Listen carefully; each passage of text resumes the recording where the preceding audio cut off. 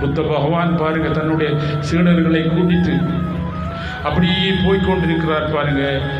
ஒரு காட்டு வழியா ஒரு குளத்தில் பாருங்க, ஒரு இதில் சுரிக்கூடிய குளத்தில் குளிக்கிறார்கள். அதில் கரத்தை போகுது, அதில் பாருங்க குளிச்சு கொண்டிருக்கிறார்கள். அப்படியே அதை கடந்து போகிறார் தன்னுடைய சீடர்களோட.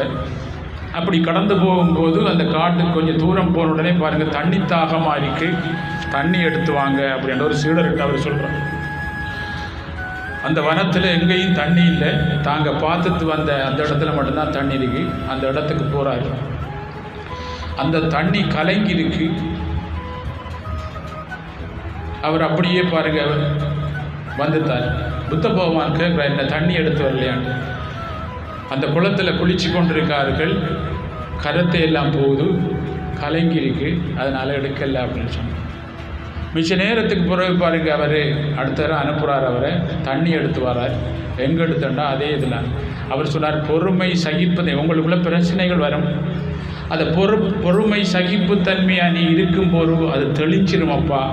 அப்படி உனக்கு பொறுமை சகிப்புத்தன்மையாக இருக்கிறதுக்கு உடல்லன்னு சொன்னால் உன் சுவாசத்தை கவனி, அப்படி இல்லாட்டி உன் பூர்வ மத்திய கவனி, இல்லாட்டி வேற ஒரு நல்ல விஷயத்தை கவனி என்று சொன்னார். இன்னொன்று சொன்னார் புத்த பகவான் பாருங்க, 5 பேர் பாருங்க நீ சாராயம் குடிக்கிறோட நீ சேர்ந்து இருந்தேன்னா 6வது குடிகாரனா ஆயிடுவா. 5 பேர் நீ குடிகாரனோட சேர்ந்து நீ பழகுனா 6வது குடிகாரன் ஆயிடுவா. 5 பேர் நல்லவர்களோட நீ பழகுனா பாருங்க 6வது நல்லவரா நீ மாறிடுவா. அப்படிப்பட்ட உலகத்தில் பொறுமை சகிப்புத்தன்மையா நீ இருந்தால் இந்த தண்ணி எப்படி தெளிஞ்ச மாதிரி உன் மனத்தில் இருக்க கலங்கள் தெளியுமப்பா.